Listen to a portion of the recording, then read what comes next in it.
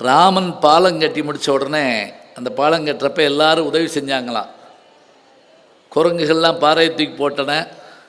சில குரங்குகள் அதை கட்டுமான பணி செஞ்சன. அணில் போன்றவை என்ன செஞ்சதான் தண்ணியில் முங்கிட்டு மணலில் உருண்டுட்டு அந்த மணலை கொண்டு வந்து அங்கே போட்டுச்சான். இதை பார்த்துட்டு ராமர் என்ன பண்ணாரா, அந்த அணிலை கூப்பிட்டு அப்படின்னாரா, அப்படி உடம்புல 3 வரி விழுந்ததான். இது நம்ம புராணத்தில் படிக்கிறோம். இதை ஒரு புதுக்கவிஞர் என்ன சொன்னா அப்படின்னா, அவர் கவிஞர்னால சொல்கிறேன். ராமன் யார்? அயோத்தி நாட்டினுடைய அரசனாக இருந்தவர். அந்த அணிலுக்கு அப்படி தொட்ட உடனே 3 வரி விழுந்துச்சான். இந்த அரசாங்க ஆட்கள் எதை தொட்டாலும் வரிதான் அப்படின்னு ஒருத்தன் சொன்னான்.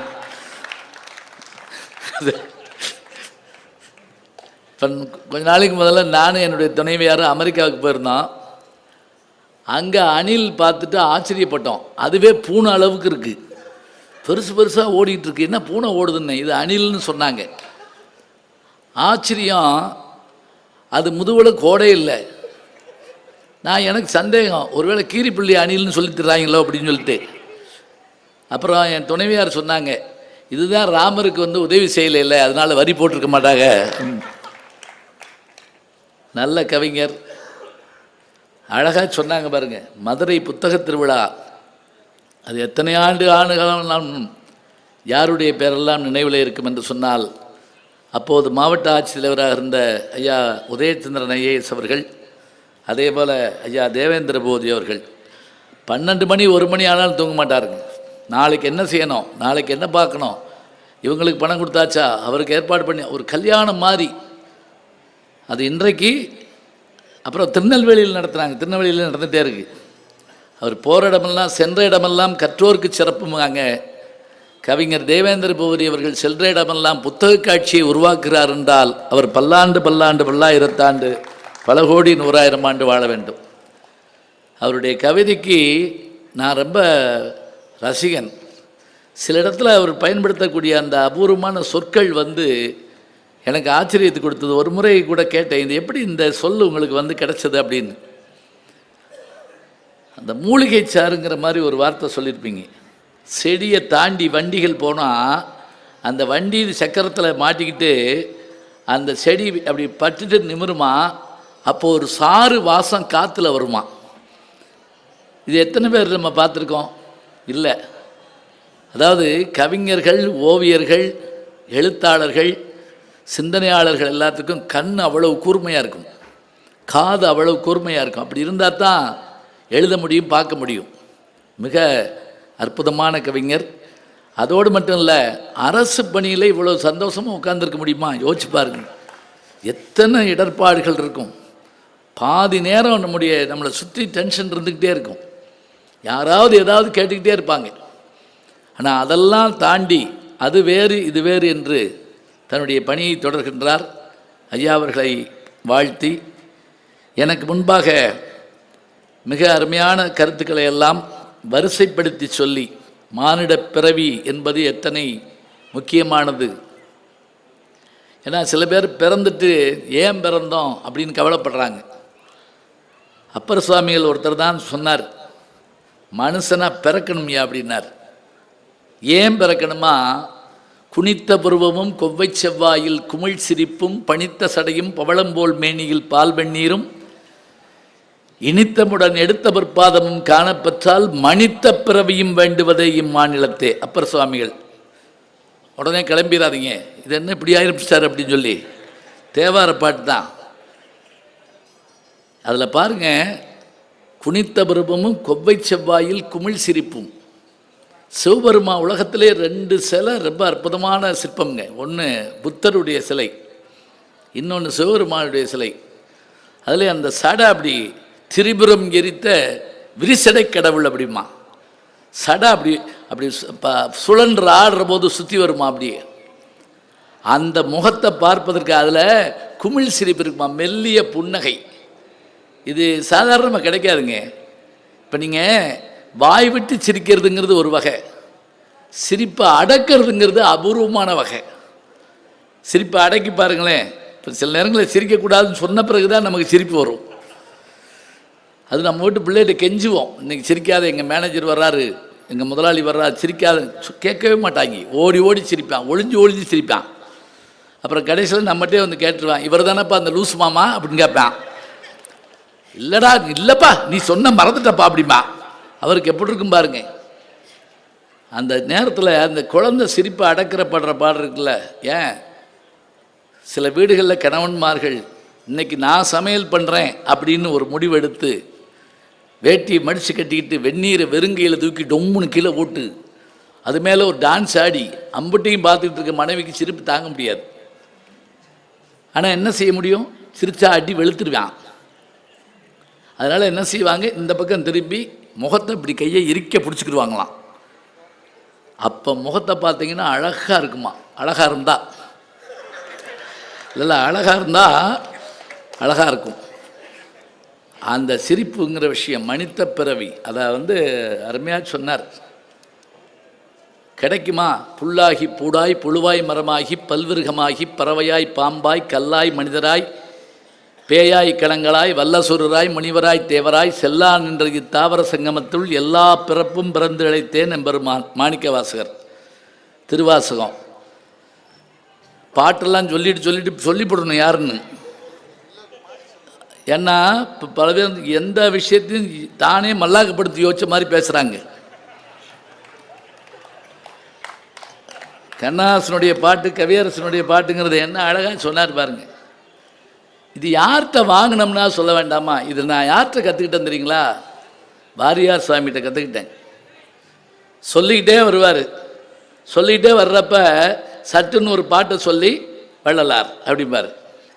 எந்த பாட்டுன்னு நம்ம தேடக்கூடாது. ஒரு நாள் நான் அவர்கிட்ட கேட்குறேன், மதுரையில் ஆடி வீதியில் நான் பேசின பிறகு அவர் பேசுகிறாரு. நான் முதல்ல பேசினேன். மத்தியானம் 12 மணி வெயில், அந்த கொட்டகை போட்டிருக்காங்க. எல்லோரும் சந்தோஷமாக சிரித்து கேட்குறாங்க.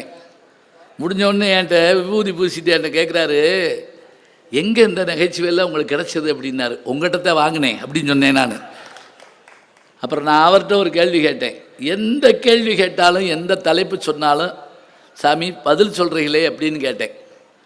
அதுக்கு அவர் என்ன சொன்னார் தெரியுங்களா, இப்படி காமிச்சு, வாட்டர் டேங்கை ஃபுல் பண்ணிக்கோ, எந்த குழாயை திறந்தாலும் தண்ணி வரும்.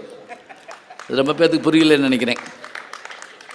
இதுதான் வாட்டர் டேங்க்கு, ஃபுல் பண்ணி வச்சுக்கோ, எந்த குழாயை திறந்தாலும் தண்ணி வரும். அதான் உண்மை. ஐயா மேனாள் வானொலி நிலையத்தினுடைய இயக்குனர் அவங்க சொன்ன மாதிரி, அவங்க எங்கெல்லாம் இருக்கிற போது நான் என்ன செய்வேன், கோயம்புத்தூரில் அவங்க இருக்கப்ப போன உடனே ஒரு ஃபோன் போட்டுருவேன். ஐயா கோயம்புத்தூருக்கு வந்திருக்கேன், சாயங்காலம் தான் பேச்சு, என்ன செய்யட்டும், வாங்க வாங்க வாங்க வந்து பேசுங்க. எவ்வளோ பெரிய உள்ளம் பாருங்க. நான் அதுக்கு காரணம் சொல்கிறேனே உங்களுக்கு. இப்போ நான் வகுப்பில் பேசுகிற போது ஒரு செய்தியை 40 பேர் கேட்குறதுக்காக நான் பேசினேன்னா 39 பேர் தூங்கினாலும் தூங்குவான். அல்லது ஒருத்தன் வெறுப்போடு என்னை பார்த்துக்கிட்டே இருப்பான். அதே பேச்சை மைக்கில் பேசினா இருந்தால் ஒரு 400 பேர் வரைக்கும் கேட்குறீங்க. இந்த நிற்கிறவங்களாம் கூட வந்து உட்காந்துக்கலாம், ஒன்றும் பயப்படாதீங்க, ஒன்றும் செய்ய மாட்டேன். உடனே கிளம்பிட்டார் ஒருத்தர். போச்சு, நான் சும்மா இருந்திருக்கலாம் வாயை வச்சுக்கிட்டு. இங்கே இருங்களேன், நீங்கள் ஏன் நிற்கிறீங்கன்னு எனக்கு தெரியும். நல்லா பேசுனா கேட்போம், இல்லைன்னா எந்த வந்துட்டேன் மாப்பிள்ளை அப்படின்ட்டு டக்குன்னு அந்த பக்கம் அது யாரும் கூப்பிட்ருக்க மாட்டாங்க. டக்குனுங்கள் சும்மா உட்காருங்க. எவ்வளோ விஷயங்கள் உலகத்தில் இருக்குது, இதெல்லாம் கேட்க வேண்டாமா? போகிறப்பெல்லாம் அவர்கிட்ட கேட்பேன். வகுப்பில் பேசினா 40 பேர், மைக்கில் பேசினா 400 பேர், வானொலியில் பேசினா 4 லட்சம் பேர், கோடை பண்பலை போன்ற வானொலியில் பேசினா 2.5 கோடி பேர், அதே தொலைக்காட்சியில் பேசினா ஒரு 4 கோடி பேர் கிடைக்குதுன்னு வச்சுக்கோங்களேன். அந்த பேச்சு முக்கியம் இல்லை, எந்த ஊடகத்தில் நாம் பேசுகிறோம் என்பது ரொம்ப முக்கியம்னு சொன்னால் அது ரொம்ப கவனமாக இருக்க வேண்டிய ஒன்று. ஐயா அவர்களுக்கு என்னுடைய வணக்கத்தை சொல்லி, அதே போல் இந்த நிகழ்வுக்கெல்லாம் என்னை அன்போடு அழைக்கின்ற பப்பாசியைச் சேர்ந்த அத்தனை செயற்குழு உறுப்பினர்கள், நண்பர் தஞ்சை முருகன் அவர்கள் எப்போ வந்தாலும் என்னை வரவேற்க வந்துடுவார். அவருக்கும் என்னுடைய அன்பு பாராட்டை சொல்லி, லண்டன்லேருந்து வந்திருக்காங்க ஐயா நடராஜன் அவர்கள், எந்திரிங்க, அவங்களும் அவங்களுடைய துணைவியார், 2 பேருக்கும் இன்னும் கூட கைதட்டலாம், என்ன கெட்டு போகுது. இலங்கையில் பிறந்து லண்டனில் வாழ்ந்துட்டுருக்காங்க. லண்டனில் டிக்கெட் போடுறதுக்கு முதல்ல ஏன்ட்ட கேட்பாங்க, எதுக்கு, என்ன இன்னைக்கு பேச்சிருக்கு, புத்தக திருவிழா எப்போ ஆரம்பிக்குது, எங்கே பேசுகிறீங்க. இதுக்காக அவர்கள் அங்கிருந்து வருகிறார்கள் என்று சொன்னால் தமிழ் மீது கொண்டிருக்கக்கூடிய காதல் அந்த தம்பதியினர். ஐயா, இது 41வது ஆண்டு, பொன் விழாவுக்கு வந்துடணும், பவள விழா வெள்ளி விழா எல்லாத்துக்கும் வரணுங்க, அதுதான் உண்மை. இது பெரிய பெரிய விஷயங்க. நினச்சி பாருங்கள், எனக்கு இன்னும் நாற்காலி காலியாக இருக்கிறது கொஞ்சம் கஷ்டமாக தான் இருக்குது. இம்பிட்டு நாற்காலி காலியாக இருக்கலாமா சொல்லுங்கள் பார்க்கலாம். எவ்வளோ பெரிய சென்னை மாநகரத்திலே அப்படிலாம் பேசுகிறோம்ல. அதுவும் நம்மளாம் காட்டிலும் யார் சொன்னால் தெரியுமா சென்னை மாநகரத்தை பற்றி? தர்மமிகு சென்னைன்னு சொன்னவர் யார்? வள்ளல் பெருமான். இப்போ நீங்கள் உட்கார்றதுக்கு வேணால் ஒரு விஷயம் சொல்கிறேன் கேளுங்க. பள்ளிக்கூடத்துலலாம் பேச போனேன்னு வைங்களேன், அப்போ நான் என்ன பண்ணுவேன்னா, அந்த பிள்ளைய எப்படி சில விஷயங்கள் சொன்னாலும் கேட்காதுங்க, ஒரு போட்டி வச்சு விட்டுருவேன். ஒரு ஊரில் எல்லாம் மண்ணில் உட்காந்துருக்கான், ஒருத்தன் பேசிக்கிட்டு இருக்கேன் நான், அவன் அப்படியே குழியை தோண்டி தென்னங்கட்டு வைக்கிற அளவுக்கு தோண்டிவிட்டான். யாரு மேலே கோபம்னு தெரியல அவனுக்கு, தோண்டிக்கிட்டே இருக்கான் அவன் பாட்டுக்க. அப்போ அவனுடைய கவனத்தை ஈர்க்கிறதுக்கு நான் என்ன பண்ணுவேன் தெரியுமா, இங்கே வா, நான் உனக்கு ஒரு போட்டி வைக்கிறேன், இந்த போட்டியில் கலந்துக்கோ அப்படிமே. அது மாதிரி இப்போ நான் ஒரு போட்டி வைக்கிறேன், ஜெயிச்சா நீங்கள் பரிசு கொடுங்க. ஐயா, ஒன்றும் பெருசு இல்லை, புத்தகம் தானே கொடுப்பீங்கள, வாங்கிக்கலாம். வள்ளலார் என்ன செய்கிறாருன்னா, சில சொற்களை திரும்ப திரும்ப திரும்ப திரும்ப போட்டு மனசில் பதிய வைப்பார். இப்போ உதாரணமாக சொல்கிறதா இருந்தால், கால் வண்ணம் அங்கு கண்டேன், கை வண்ணம் இங்கு கண்டேன், கம்பராமாயணம். அது என்னது, இது அடிக்கடி சொல்கிறோமே, என்னன்னு தெரியுதுங்களா? ராமபிரான் நடந்து வர்ற போது கால் தூள்பட்டு அந்த துகள் பட்டு பாறை பெண்ணாக மாறிட்டான். அப்படியே வியப்போடு பார்த்துட்ருக்காரு யார் கூட விஸ்வாமித்திரர். எத்தனையோ தவிர அவர் தாண்டிட்டு போயிருக்காரு, மிதிச்சுட்டு போயிருக்காரு, ஒன்றும் ஆகலை. அவர் வர்ற வரைக்கும் காத்திருக்குது. கைவண்ணம் இங்கு கண்டேன், அந்த வில்லை முறிக்கிற காலத்தில் அதை பார்த்தேங்கிறார். வண்ணம்ங்கிற சொல்லு. அதே மாதிரி பால் வண்ணம் பருவம் கண்டேன்னு கண்ணதாசன் அவர்கள் எழுதியிருப்பார் திருடாதையில். இன்னும் அழகாக சொல்கிறதா இருந்தால், ஒரே சொல் திரும்ப வர்ற மாதிரியான பாட்டு நிறையா இருக்குது. பார்த்தேன், சிரித்தேன், பக்கம் வர துடித்தேன், அந்த மலைத்தேன் இவளென்ன மலைத்தேன். இதெல்லாம் அந்த சொற்களை எண்ணிக்கிட்டே வரணும், எத்தனை தடவை வருதுன்னு எண்ணிக்கிட்டே வரணும். வள்ளலார் இது மாதிரி செய்வார். எப்படின்னா, இப்போ முதனா பள்ளிக்கூடம் போயிருந்திருக்காரு. ஓதாமல் ஒரு நாளும் இருக்க வேண்டாம், ஒருவரையும் பொல்லாங்கு சொல்ல வேண்டாம், மாதாவை ஒரு நாள் மறக்க வேண்டாம் அப்படின்னோடனே, என்ன வந்த அன்னைக்கே வேண்டாம் வேண்டாம்னு சொல்கிறாங்க அப்படின்ட்டு நேராக வீட்டுக்கு போய் முருகப்பெருமானுடைய படத்தை வச்சு, எனக்கு வாத்தியார் வேறு ஆள் வேணாம், நீ தான் வாத்தியார் சொல்லிக் கொடு அப்படிங்கிற மாதிரி அவரை வச்சுக்கிட்டு அந்த பாட்டை பாட ஆரம்பித்து பேசினார்னு சொல்லுவாங்க. அதில் அவர் ஒரு பாட்டில் எனக்கு என்னென்ன வேண்டும்னு கேட்குறாருங்க. வேண்டாம்னு சொல்லி கொடுத்தாங்க, வேண்டும்னு கேட்குறாரு. இப்போ நான் அந்த பாட்டை சொல்ல போகிறேன், நீங்கள் எல்லோரும் சேர்ந்து என்ன செய்யணும் தெரியுங்களா, என் கூட சேர்ந்து பாடுங்கன்னு நான் சொல்ல மாட்டேன். இந்த சில பேர் மோட்டிவேஷன் கிளாஸ்ன்னு போட்டு பாடாக படுத்துகிறாங்க. எல்லோரும் எந்திரிச்சு ஒரு தடவை கைதட்டிட்டு உட்காருங்க, நல்ல வேலை நினைச்சு அப்படியே ஒரு பல்ட்டி அடிங்க 3 பேர் அப்படின்னு சொல்லாமல், இது எல்லாம் மோட்டிவேஷனாக இருக்குது பேர். மூச்சு எழுத்தபடி முன்னாடி இருக்க முதுவை தட்டுங்குது. ஒரு பிள்ளை முன்னூறு வரிசையில் உட்காந்துருக்கு ஒருத்தர், யாரை தட்டுறதுன்னு தெரியாமல் அப்படியே கையை தூக்கிட்டு நின்றுட்டே இருக்கார். நான் ஒன்றும் சொல்லலை உங்களுக்கு. இந்த வேண்டும்னு அவர் சொன்னார்ல, அந்த வேண்டும்ங்கிற பாட்டை நான் சொல்கிறேன். நீங்கள் எண்ணி மாத்திரம் பாருங்கள், செல்லில் எண்ணக்கூடாது, அப்படி நம்பர் போட்டுக்கிட்டு வரக்கூடாது. ஏன்னா இப்போ எது கேட்டாலும் அதை தான் செய்கிறோம். நம்ம எண்ணி பார்க்குறீங்களா? ஒருத்தராவது ஆட்டுன்னு சொல்ல மாட்டேங்கிறீங்க. வீட்டுக்கு போனாலும் போவோமே தவிர அந்த வேலை வச்சுக்கிறாங்கிறீங்களா? நான் பார்த்துருக்கேங்க வகுப்பில், எந்திரின்னா போதும் நெஞ்சு வலி வந்துடும் சொல்லி வேறுக்கு. அப்படியே நல்ல சார் அப்படி எடுத்த உடனே சும்மா எண்ணி பாருங்க, நிற்கிறவங்களே என்னலாம் ஒன்றும் தப்பு இல்லை. சரி, வேண்டும் எண்ணுவோமா? ரெடியா?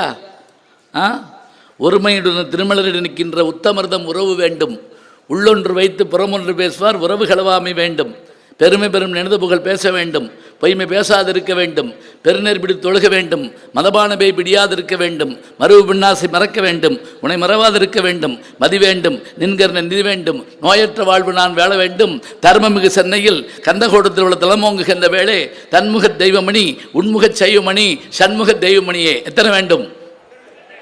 இங்கிட்டு 13 18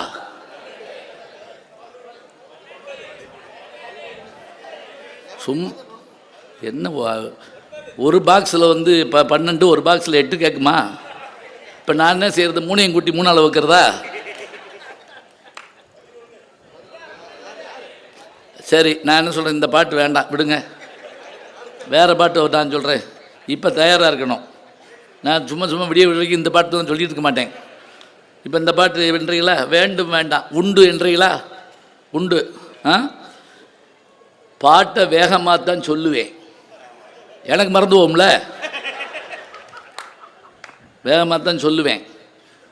என் வேகத்துக்கு நீங்கள் எண்ணணும். இப்போ குரல் வேகத்துக்கு விரல் வரணும், ஞாபகம் வச்சுக்கருங்க. அதுதான் மிருதங்கம். குரல் வேகத்துக்கு விரல் வரணும், விரல் வேகத்துக்கு கால் வரணும், அது பரதம். இது சாதாரணம் கிடையாது. நம்ம சும்மா உட்காந்துட்டு பாப்கார்ன் தின்னுட்டு பார்த்துக்கிட்டு இருக்கக்கூடாது. எப்படி ஆடுறாங்க, எப்படி பேசுகிறாங்கன்னு பார்க்கணும். உண்டுங்கிற விஷயத்தை சொல்கிறேன் நான். இப்போ என்ன போகிறேன், சாதாரணமாக எப்படி உண்டுன்னு அதை நான் சொல்ல போகிறேன்னா, வைணவ இலக்கியத்தில் ஒரு உண்டு, சின்ன பாட்டு. அதை என்னதுங்க, சும்மா நான் சாம்பிளுக்கு சொல்கிறேன். நான் உண்டு நீ உண்டு நாமம் பலவோத பாவுண்டு நெஞ்சே பயமுண்டோ பூ உண்டு வண்டுரங்கும் சோலை உயரங்கத்தே உலகை உண்டுரங்கு வானூர் உண்டு. ஒருத்தர் சொல்கிறார், நான் உண்டு நாக்கு, நீ உண்டு நாமம் பலவோத பாவுண்டு நெஞ்சே பயமுண்டோ பூ உண்டு வண்டுரங்கும் சோலை உயர் அரங்கத்தே உலகை உண்டுரங்கு வானொருவன் உண்டு. இதெல்லாம் இந்த மாதிரி உண்டு வரப்போகுது. இப்போ என்றீங்களா நீங்கள்? இதை விட்டுருங்க, இதை எண்ணி வச்சுக்கிட்டு இருக்காங்க. இது சும்மா ஒரு எக்ஸாம்பிளுக்கு சொன்னேன். இப்போ ரெடியாக இருக்கீங்க. உண்டு என்ன ஆரம்பிக்கலாமா? நீருண்டு பொழிகின்ற கார் உண்டு, விளைகின்ற நிலம் உண்டு, பலனம் உண்டு, நிதி உண்டு, துதி உண்டு, மதி உண்டு, கதி கொண்ட நிலையுண்டு, நெறியும் உண்டு, ஊருண்டு, பேருண்டு, அணியுண்டு, பணியுண்டு, உடையுண்டு, குடையும் உண்டு, உண்டுண்டு மகளவே உணவுண்டு, சாந்தமுறு உளம் உண்டு, வளமும் உண்டு, தேருண்டு, பரியுண்டு, கரியுண்டு, மற்றும் உள்ள செல்வங்கள் யாவும் உண்டு, தேனுண்ட வண்டு கடம்பணின் என்பத தியானம் உண்டாகில் அரசே, தாருண்ட சென்னையில் கந்தகோடத்தில் உள்ள தலமோங்குகின்ற வேளே, தன்முக தெய்வமணி, உன்முக சைவமணி, சண்முக தெய்வமணியே. எத்தனை உண்டு? ஆத்தாடி, அப்போதான் 5 நிமிஷத்தில் நான் மெதுவாக சொன்னப்போ பல பேர் பாதியிலே விட்டுட்டீங்க, எனக்கு தெரியாதா? 38. அதெல்லாம் நான் என்னன்னு சொல்ல மாட்டேன், நீங்கள் தான் போய் பார்க்கணும். இதில் வள்ளலார் புஸ்தகத்தை எடுத்து தெய்வமணி மாலையில் இருக்குது. எல்லாத்தையும் நான் சொன்னால் புஸ்தகம் வாங்க போகலாம்னு பார்க்குறீங்களா? அவர் 42, நீங்கள் 38ன்றீங்க. சரி, என்னட்டும் இப்போயாவது வந்து உட்காந்தண்ணே, இது மாதிரி தான் பேசுவேன் நான். இருக்கட்டும், வாங்க. இல்லை பாருங்கள், என்ன தெரியுங்களா, நல்ல விஷயங்களை கேட்பதற்கான சபை கிடையாதுங்க. சும்மா எப்போ பார்த்தாலும் தொலைக்காட்சியில் உட்காந்துக்கிட்டு இருந்தோம்னா எல்லாம் ஜெயிச்சிட்டோம்னு நினச்சிடாதீங்க. 24 மணி நேரம் அதில் உட்காந்துக்கிட்டு இருந்தால் என்ன செய்ய போகிறோம் சொல்லுங்கள் பார்க்கலாம். மதுரையில் ஒரு வீட்டில் திருடன் பிடிச்சி கட்டி வச்சுருந்தாங்க. இன்ஸ்பெக்டர் வந்தவுடனே கேட்டார், இவனை எப்படி பிடிச்சிங்க? அந்த வீட்டுக்காரமாக சொல்லுதுங்க, இவன் மாடியில் போய் பீரோவை திறந்து நெக்லஸ் எடுத்திருக்கான், நாங்கள் பார்க்கல. கீழே வந்து பெட்டியை திறந்து ரூபாய் எடுத்திருக்கான், நாங்கள் பார்க்கல. சமயக்கட்டுக்குள்ளே போய் 3 தோசை சுட்டு இருக்கான், நாங்கள் பார்க்கல. நாங்கள் பார்த்துக்கிட்டு இருந்த டிவி பெட்டியை தூக்குனா பாருங்க, அப்போ பிடிச்சோம். அவன் ஊடால போயிருந்துருக்கான், விளக்கடான்னு படம் பார்த்துக்கிட்டு இருந்திருக்காங்க. எப்படி முடியும்? தொலைக்காட்சி ஒரு அறிவியல் கண்டுபிடிப்பு, தவிர்க்க முடியாது, ரைட் தான். அதுக்காக எந்நேரம் அதிலே உட்காந்துருக்கிறதா? அதுவும் சில பேருக்கு சீரியல் பார்க்கலைன்னாங்க கைகாலெலாம் கிடுக்கிடுன்னு நடுங்குது. அப்படியே 6:30 ஆனா என்ன ஆக போதோ. இப்போ நீங்கள் உடனே கேட்கலாம், நீங்களும் சீரியல் தான் நடிக்கிறீங்கன்னு. நடிக்கிறேன், நான் இல்லைன்னு சொல்லலை. இப்போ நான் வர்றப்போ கூட கேட்டார் ஒருத்தர், சரவண மீனாட்சி அப்பா தான் நீங்கள் அப்படின்னாரு. அது ஆமாம், நாடகத்தில் அப்படின்னு சொல்லிட்டு வந்திருக்கேன். இருக்கட்டும், பார்க்க வேண்டியதாங்க, எல்லாம் பார்க்கலாம், எல்லாத்தையும் எடுத்துக்கணும். ஆனால் படிக்க வேண்டிய அவசியம் என்ன? அதுலேயும் முக்கியமாக இன்றைக்கி மனப்பாடம் பண்ணலாமா வேணாமாங்கிறதுல வேண்டாம்னு பல பேர் சொல்கிறாங்க. இல்லைங்க, மனப்பாடம் பண்ணுகிற சக்தி இருப்பதால் தான் உலக மக்களை எல்லாம் தமிழர்களால் ஜெயிக்க முடிகிறது. ஞாபகம் வச்சுக்கோங்க, உலகத்தில் இருக்க அத்தனை பேரையும் நம்மால் ஜெயிக்க முடியும்னு என்ன தெரியுங்களா? அஷ்டாவதானிகள் பிறந்த நாடு, ஒரே நேரத்தில் 8 வேளையை செய்கிறவன், தசாவதானிகள் பிறந்த நாடு, ஒரே நேரத்தில் 10 வேலையை செய்கிறவங்க. சோடச அவதானிகள் பிறந்த நாடு, ஒரே நேரத்தில் 16 வேலையை செய்கிறவங்க. சதாவதானி செய்குத்தம்பி பாவலர் பிறந்த நாடு, ஒரே நேரத்தில் 100 வேலையை செய்கிற ஆள். 100 வேலை. அதில் முதல் வேலை என்ன தெரியுங்களா? பம்மல் சம்பந்த முதலியார் அவர்கள் நாடக உலகின் தந்தை. சபாபதினு ஒரு நாடகம் நீங்கள் பார்த்துருக்கீங்கல்ல, சினிமா பார்த்துருக்கீங்கல்ல, சபாபதி சினிமா 1944 வந்த படம். அந்த படத்தில் இன்னைக்கு வரைக்கும் நம்மளால் மறக்க முடியாத நகைச்சுவை என்ன தெரியுமா? காளியன் ரத்னம்னு ஒரு நடிகர், அவர்கிட்ட டிஆர் ராமச்சந்திரன் கதாநாயகன். இவர் பேர் சபாபதி, அவர் பேர் சபாபதி.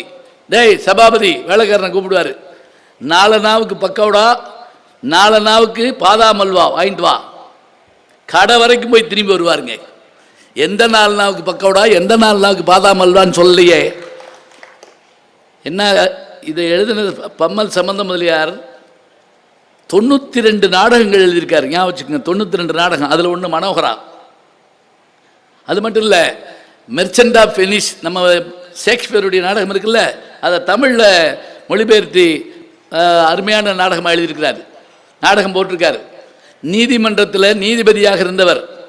ஆனால் அதுக்கு மேலே என்ன தெரியுங்களா? நாடகத்துக்காக சுகுண விலாச சபா நம்ம இருக்கு இல்லையா, மவுண்ட் ரோட்டில் இருக்குல்ல, அதை உருவாக்குனது அவர் தான். அவர் எழுதுகிறாரு, சதாவதானம் செய்கிற போது நான் அருகில் இருந்து பார்த்தேன். சதாவதானம் செய்கிற போது பார்த்தேன், அந்த சதாவதானிகள் அதிகாலையிலிருந்து அன்றைக்கு முடிகிற வரைக்கும் ஒன்றும் சாப்பிட மாட்டேன் மறுக்கிறார்கள். அடுத்து என்ன தெரியுங்களா? லாடசங்களின்னு ஒன்றுங்க, அதான் நம்பர் 1. 2 என்ன தெரியுங்களா? பேசிக்கிட்டே இருக்கணும். 3 பூபதி சார் மாதிரி யாராவது ஒரு கேள்வி கேட்பார், பதில் சொல்லணும். 4 அவர் காந்திதாசன் ஒரு கணக்கு போடுவார், சொல்லணும். 5 கமலநாதன் சார் மாதிரி ஈட்டடி கொடுத்து பாட்டு பாட சொல்லுவாங்க, பாடணும். பின்னாடி இருந்து ஒருத்தர் முதுகில் தட்டிக்கிட்டே இருப்பார், எத்தனை தடவை தட்டாருன்னு சொல்லணும். இதில் கீழே உட்காந்து ஒருத்தர் மணி அடிச்சுக்கிட்டே இருப்பான், எத்தனை மணின்னு சொல்லணும். இத்தனையும் செய்யணும், தப்பு இல்லாமல் செய்யணும். இவ்வளவு செஞ்சால் தான் அவங்களுக்கு 100. இன்றைக்கி நீங்கள் சொல்கிறீங்களே கம்ப்யூட்டர்னு சொல்லிட்டு, அந்த கம்ப்யூட்டர்லாம் நம்ம இன்புட் பண்ணால் தாங்க ரிப்பீட் பண்ணோம். ஆனால் நம்முடைய மூளை 100 பங்கு கம்ப்யூட்டர். ஒரு எடுத்துக்காட்டு தெரியுங்களா? சகுந்தலா தேவி என்கின்ற கணித மேதை 13 கம்ப்யூட்டர்களை சுற்றி உட்கார வச்சுட்டு கணக்கு போட்டு காமிச்சாங்க. ஒரு கணக்கை எத்தனையோ டிஜிட்டலில் அந்த கணக்கை அது என்ன பண்ணு சரிங்களா? கம்ப்யூட்டர் போடுறதுக்கு எடுத்துக்கிட்ட நேரத்தை காட்டிலும் 3 செகண்ட் 4 செகண்ட் முன்னாடி போட்டு காமிச்சாங்க இந்த அம்மா. அப்போ எந்திரங்களை ஜெயிச்சு காட்ட முடியும்னா எவ்வளோ பெரிய ஆச்சரியம். இந்த அப்பப்போ கைதட்டின 7 பேருக்கு நன்றி. சும்மா தானே உட்காந்துருக்கீங்க, அப்பப்போ கைதட்டின சும்மா விளையாட்டுக்கு தான் கேட்குறேன். அப்படியே அசந்து உட்காந்துருக்கீங்க, இருக்கட்டும் பரவாயில்ல. அவர் எழுதுகிறாரு, அஷ்டாவதானிகள் வாழ்ந்த நாடு. அமெரிக்காவில் பேச போன விவேகானந்தர் ஆரம்பிக்கிற போதே சிஸ்டர்ஸ் அண்ட் பிரதர்ஸ்னு ஆரம்பித்தார்னு சொல்கிறோம் இல்லையா? அதுக்கு பிறகு சொன்னாருங்க, நான் ஞானிகள் நிறைந்த தேசத்திலிருந்து வருகிறேன் அப்படின்னார். ஆரம்ப வார்த்தை என்ன தெரியுங்களா? ஞானிகள் நிறைந்த தேசம். எவ்வளோ தைரியமாக சொல்லணுங்க. ஞானத்திலே பரமோணத்திலே உயர் கானத்திலே அன்னதானத்திலே சிறந்த நாடு நம்ம நாடு. இங்கே பாரத நாடு பழம்பெரும் நாடு, நீரதன் புதல்வர் இந்நினைவகற்றாதீர். பாரதி வார்த்தை சொல்லி கொடுக்கறதுங்க, அப்படியே பிரமாதமாக. விவேகானந்தர் ஒரு இடத்துல எழுதுகிறார், ஞான தீபம் அப்படின்னு ஒரு கட்டுரை தொகுதி இருக்குது. நீங்கள் எப்பயாவது நேரம் இருந்தால் படித்து பாருங்கள். முந்தா நாள் கூட இங்கே பேசின விவேகானந்தருடைய இதில் பேசுகிறப்ப சொன்னேன் நான், எந்த இடத்தில் அறிவாளிகள் எப்படி இருப்பார்கள் என்று நமக்கு தெரியாது, நாம் அவர்களை தேடி கண்டுபிடிக்க வேண்டும்.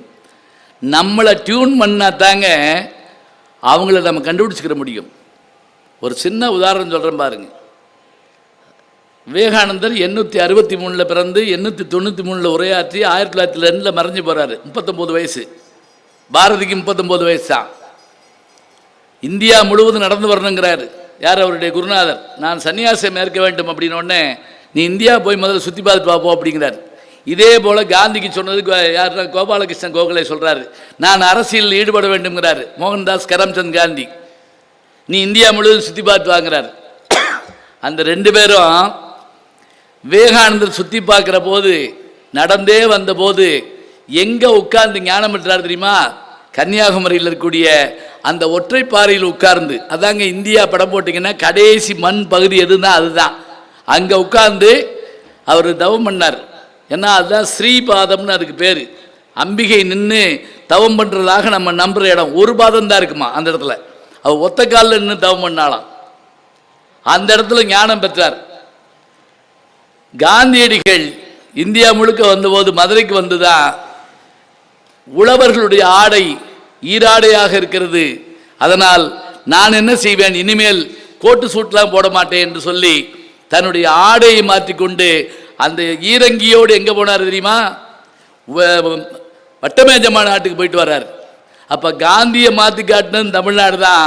விவேகானந்தருக்கு ஞானம் வந்ததோடு மட்டுமில்லாமல் அவர் தவத்தால் சிறந்ததும், அவர் அமெரிக்காவுக்கு அனுப்பி வச்சது யார் தெரியுங்களா? அவர்களுக்கெல்லாம் தெரியும். ராமநாதபுரத்தினுடைய அரசராகிய பாஸ்கர சேதுபதி அவர்கள் அவர் அனுப்புகிறார். விவேகானந்தர் ஞான தீபத்தில் எழுதுறாருங்க, இங்கே இருக்கோம். நான் சொல்லிக்கிட்டு வர்றப்பே அந்த புஸ்தக பேரெல்லாம் கையில் ஞாபகம் வச்சுக்கோங்க. சும்மா போகிறப்போ ஏதாவது வாங்கிட்டு போகணும்ல. ஏன்னா ஒரு காய்கறி கடைக்கு போனால் கூட ஒரு கருவேப்பிலை கொத்தமல்லி வாங்கிட்டு போகிறோம்ல. புத்தக கடைக்கு போயிட்டு என்ன வாங்கிட்டு வந்தீங்கன்னா போண்டா வாங்கிட்டு வந்தேன்னு சொல்லலாமா? ஒரு புத்தகம் ஒரு சின்னது ஒரு 2 ரூபாய்க்கு இருக்கும், 5 ரூபாய்க்கு இருக்கும், 10 ரூபாய்க்கு இருக்கும். அதில் என்ன எழுதுறாருன்னா, நடந்து வந்துட்டு இருந்த போது கல்கத்தாவிலிருந்து ஒரு 300 கிலோமீட்டருக்கு அப்பால் தன்னுடைய நண்பர் வீட்டில் தங்கியிருக்காருங்க. திடீர்னு அன்றைக்கி நைட்டு மனசு சங்கடமாக இருக்கான். சில நேரங்கள் நமக்கு அப்படி இருக்குன்னு தெரியுமா? மனசு சங்கடமாக இருக்குது. என்னன்னு கேட்டால், எங்கள் அம்மாவுக்கு உடம்பு முடியாத மாதிரி எனக்கு தோணுதுங்கிறார். தானாடாவிட்டாலும் தன் தசையாடும்னு பேர். எங்கள் அம்மாவுக்கு உடம்பு முடியாத மாதிரி இருக்குது. இப்போ என்ன செய்யலாம்? இன்றைக்கா இருந்தால் உடனே மெசேஜ் பார்க்கலாம், இல்லாட்டி ஸ்கைப்பில் அந்த அம்மாவை பேச சொல்லிடலாம். நல்லா இருக்கேன் அங்கேயே இரு அப்படின்னு சொல்லி சொல்லலாம். இப்போ என்ன பண்ணுறது? தந்தி கொடுத்தாலும் போய் சேர 3 நாள் ஆகும். அப்போ இரவு முழுக்க தூங்காமல் வருத்தத்தில் இருக்கிற விவேகானந்தர் நண்பர் என்ன பண்ணாராம், சரி வா என் கூட நம்ம போய் ஒரு இடத்துக்கு கூப்பிட்டு போய் அந்த இரவில் ஒரு சுடுகாட்டுக்கு கூப்பிட்டு போகிறாருங்க. அந்த சுடுகாட்டில் ஒரு இது ஒன்று உடல் வெந்துக்கிட்டு இருக்கு.